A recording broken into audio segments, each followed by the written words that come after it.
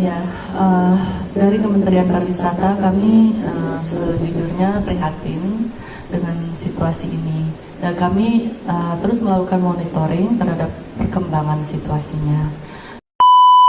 Assalamualaikum warahmatullahi wabarakatuh. Kemarin yang viral yaitu terkait Menteri Pariwisata yang mengkritik, mengomentari tentang tindakan Gubernur Jawa Barat Kang Deddy Mulyadi terhadap pembongkaran tempat wisata Ibis Fantasi di Puncak Bogor. Dan di video kali ini ada tanggapan dari Kang Deddy Mulyadi terkait pernyataan dari Menteri Pariwisata tersebut. Kita lihat videonya, tonton sampai selesai biar tidak gagal paham. Sebelum menonton jangan lupa untuk like, komen, dan subscribe. Pagi semuanya, assalamualaikum, sampurasun. Lagi di sawah nih kita. Sebentar lagi mau jalan ke puncak untuk menanam pohon di area wisata yang kemarin sempat dibongkar. Ibis itu namanya. Saya lupa itu nama yang sebenarnya apalah ya. Pokoknya itu. Kemudian kenapa dibongkar? Tata nilai keindahannya hilang, ekosistem tehnya hilang, air jatuh ke beton, turun ke sungai, banjir di Cisarua, banjir di Bekasi, banjir di kota Bekasi. Nah, gini deh, ini sawah nih indah nih. Indonesia ini punya modal kepariwisataan yang sangat luar biasa.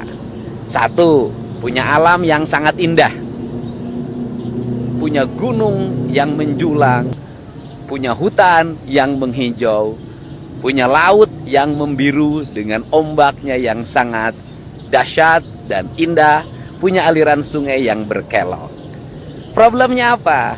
Gunungnya gundul, sungainya menyempit, keruh, penuh dengan sampah. Kemudian lautnya, pantainya tidak tertata, banyak bangunan, kemudian kotor. Nah, caranya gimana?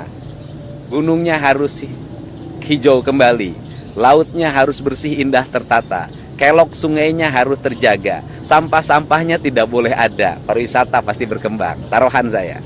Yang kedua, infrastruktur jalannya harus pada mulus di mana-mana, petunjuk jalannya harus bagus, CCTV, keamanan pengendaranya harus terjaga, orang yang berlalu lintasnya tertata, teratur, petugasnya sigap, angkutan lautnya murah, angkutan udaranya murah, keselamatannya tinggi, nyaman, banyak diskon tiketnya, wisata.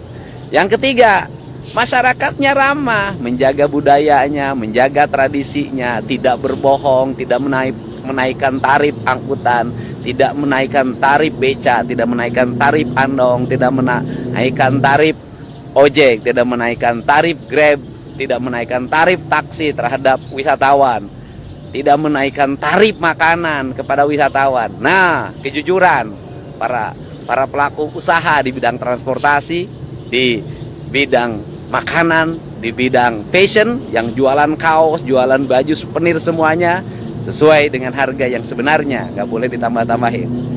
Kemudian yang berikutnya apalagi?